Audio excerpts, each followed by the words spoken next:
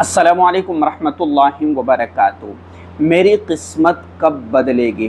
یہ سوال اس وقت شدت اختیار کرتا ہے انسان کے دل میں کہ جب وہ اپنی پوری کوشش کر چکا ہو اور راتوں کو جاگ کر دعاؤں میں مانگ کر اور اپنا سب کچھ وہ لگا چکا ہو، اپنا وقت لگا چکا ہو، اپنا مال لگا چکا ہو اور ہر جگہ اس نے اپنے ہاتھ پیر مار لیے ہو، لیکن اس کے حالات جوں کہ توں ہے اور اس کی پریشانیاں جوں کی توں ہے، کسی طرح سے کوئی پریشانی ختم ہونے کا نام نہیں لے رہی ہے۔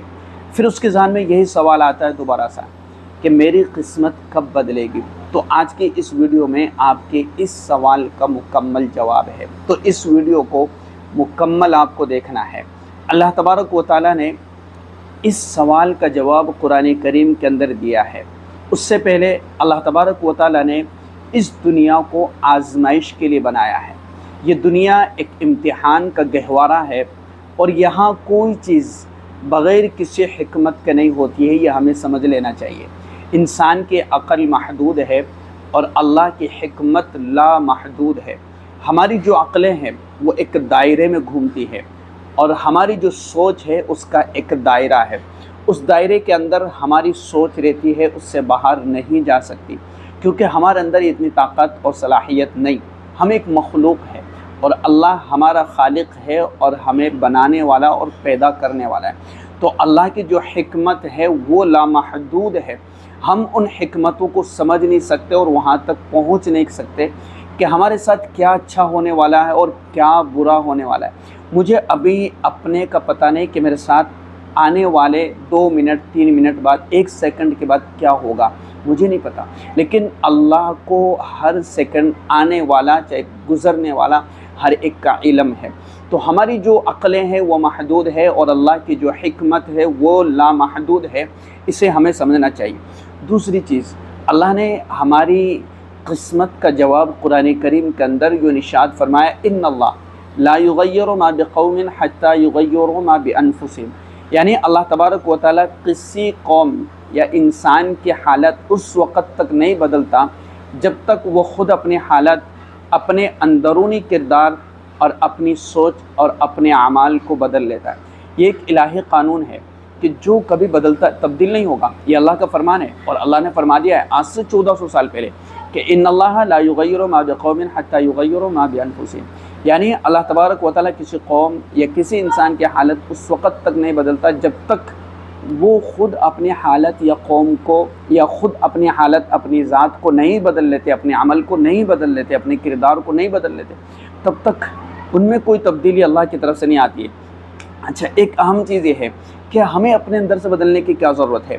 سب سے پہلے اپنے آپ کو، قسمت کو کوسنے کے بجائے سب سے پہلے اپنے آپ کو سمجھنے کی کوشش کریں کہ ہماری لائف کا ہے، ہماری لائف کیسے چل رہی ہے، اللہ کی کتنی اطاعت ہے اور اللہ کے کتنے حکموں پر عمل کر رہے ہیں اور کتنی نافرمانیاں ہم سے ہو رہی ہیں اور کتنا ہم اللہ کو یاد کر رہے ہیں اور کتنے ہم اللہ کی ناشکری کر رہے ہیں اور اللہ کی شکر گزاری کر رہے ہیں۔ اللہ کی تقدیر پر ہمارے کتنا ایمان اور یقین ہے، یہ اپنے اندر تبدیلی کرے، یہ اپنے اندر چینج کرے۔ یعنی کہ ہمارا تقدیر پر ایمان نہیں ہوتا ہے، کیوں کہ جب بھی کوئی پریشانی یا کوئی تکلیف ہوتی ہے تو ہم اپنی تقدیر کو کوس رہے ہوتے ہیں کہ ہماری تقدیر میں یہی لکھا ہے اور اسی طرح سے اب ہم رہنا نہیں، بلکہ اپنے آپ کو بدلنے کی کوشش کریں۔ حدیث مبارکہ کے اندر آتا ہے کہ دعائیں تقدیر کو بدل دیتی ہے، کہ جب ہمیں یوں لگ رہا ہے کہ ہماری زندگی میں پریشانیاں کچھ زیادہ ہی بڑھ گئی ہے تو کوئی بات نہیں، اپنے آپ کو چینج کرے، اپنے عمل کو چینج کرے کہ میں اللہ کی طرف آ جاتا ہوں اور اللہ سے دعا کروں گا اور اللہ میری تقدیر کو چینج کر دے گا اور میرے حالات کو بدل دے گا، جو برے حالات ہیں ان کو بہتر کر دے گا۔ یہ چیز کہ میں سب کچھ کر چکا ہوں اس کے بعد بھی فائدہ کیوں نہیں ہو رہا ہے؟ تو تقدیر دعا کے ذریعے سے بدل سکتی ہے، تو ہم اللہ سے دعا کریں گے۔ اچھا، جب دعا کریں گے تو ہمارا جو دعا پر اعتماد اور توکل ہوگا وہ کامل درجے کا ہوگا، ایک اعلیٰ درجے کا ہمارا توکل ہوگا۔ اور اللہ تبارک و تعالیٰ نے حدیث قدسی میں بیان فرمایا کہ جو شخص میرے ساتھ، جو بندہ میرے ساتھ جیسا گمان رکھے گا ویسا میں اس کے ساتھ معاملہ کروں گا۔ تو ہمارا جو توکل ہے نا وہ بہت کمزور ہوتا ہے۔ توکل کا مطلب اللہ کے اوپر بھروسہ کرنا، اعتماد کرنا۔ تو جتنے کامل درجے کا توکل ہوگا اسی کی بنیاد پر ہمارے لیے فیصلے ہوں گے۔ دوسری چیز ہے کہ ہم اپنی تقدیر پر یقین رکھیں کہ اللہ تبارک و تعالیٰ نے جو لکھ دیا ہمارے لیے وہ لکھ دیا ہے، ٹھیک ہے نا۔ اب مجھے اللہ کے فیصلوں پر راضی رہنا ہے، تو جب ہم اللہ کے رضا پر راضی رہیں گے تو اللہ ہمارے لیے فیصلے تبدیل کر دے گا، اور اللہ ہمارے لیے فیصلوں میں تبدیلی پیدا کر دے گا، اور اللہ ہمارے لیے بہتر کر دے گا۔ یہ اللہ کے اوپر ہے۔ ہم تقدیر میں دخل اندازی نہیں کر سکتے، ہم تقدیر کو بدل نہیں سکتے، لیکن اللہ کے رضا اور اللہ کی خوشنودی حاصل کر کے اور اللہ سے ہم اپنی زندگی کے لیے بہترین فیصلے مانگ سکتے ہیں۔ یاد رکھیے گا کہ اللہ کی رضا ہر وقت میں، یعنی کہ ہم ہر حال میں اللہ کے رضا میں راضی رہے، اس میں ہمارے لیے فائدہ ہے۔ کیوں کہ ہم اللہ کے مخلوق ہیں اور اللہ کے بنائے ہوئے ہیں، اور اللہ نے ہمیں پیدا کیا ہے، اور ہم اللہ کی ملک ہے، اللہ کی ملکیت میں ہے، یعنی ہم پر جو حق ہے صرف ایک اللہ کا ہے۔ دنیا کے اندر جتنی بھی مخلوقات ہے سب ٹھیک ہے، لیکن ہم سب کا جو مالک ہے اور جو خالق ہے اور جو بنانے والا ہے وہ اللہ ہے۔ ہم کسی چیز کے مالک بن سکتے ہیں، ٹھیک ہے نا، ہم کسی اپنے سے نیچے درجے کی چیز کا مالک ہم بن سکتے ہیں اور ہمیں مالک بنا دیا جاتا ہے، تو پھر مالک بننے کے بعد ہم اس چیز میں اپنی مرضی سے جو چاہے ہم اس کو استعمال کر سکتے ہیں۔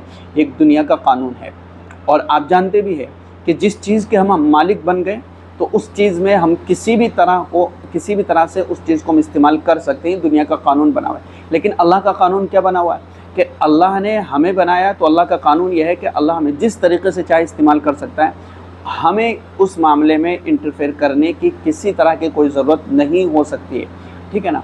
دنیا میں اگر ہماری کوئی چیز ہے اور ہماری ملکیت میں ہے تو کوئی دوسرا انٹرفیئر نہیں کر سکتا ہے، دخل اندازی نہیں کر سکتا ہے۔ ہم رعب اور دبدبے کے ساتھ اس کو کہہ سکتے ہیں کہ آپ ہماری ملکیت میں دخل اندازی نہیں کر سکتے، ہم جیسے چاہے اس کو استعمال کریں۔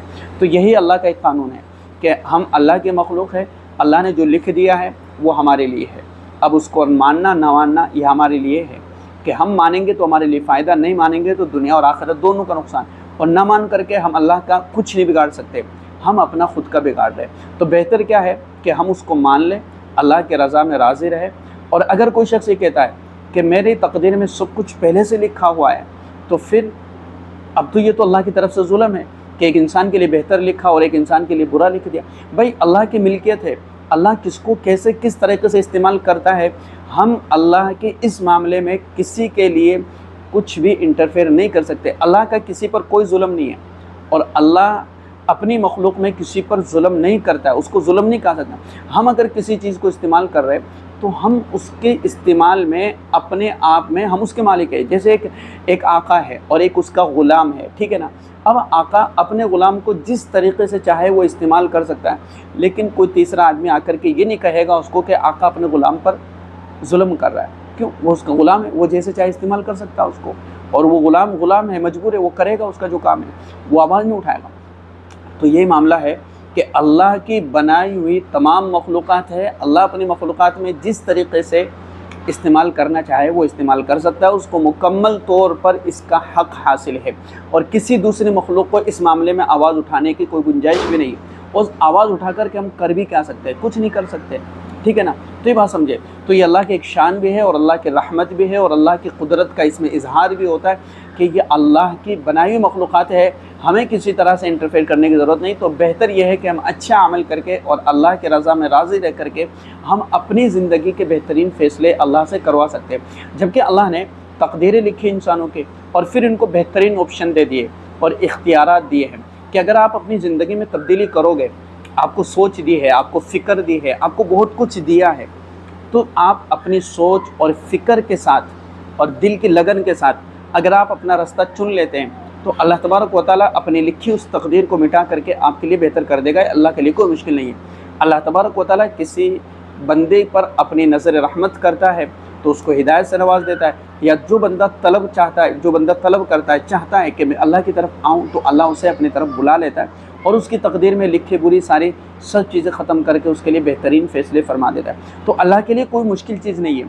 تو ہمارے ذہن میں یہ بات نہیں ہونا چاہیے کہ میری قسمت کب بدلے گی اور ہم ہر وقت اپنی تقدیر اور اپنی قسمت کو کوس کریں، بلکہ اللہ کو راضی کرنے کی کوشش کریں۔ اللہ کے رضا میں ہمارا فائدہ ہے۔ اچھا، دوسری چیز ہے جو کچھ ہمارے پاس میں ہے اس کے اوپر شکر ادا کرنا شروع کر دیں۔ اگر ہماری قسمت ہمیں بدلتی ہوئی نظر نہیں آ رہی ہے تو دوسرا جو کام ہمیں کرنا وہ کیا ہے؟ اللہ کا شکر ادا کرنا، کہ جو کچھ ہے اس پر شکر شروع کر دو کہ اللہ تیرا دیا ہوا بہت ہے، تیرا دیا ہوا بہت ہے، اور آپ نے ہمیں بہت نوازا۔ تو اس شکرانے پر اللہ تبارک و تعالیٰ کیا فرماتا ہے؟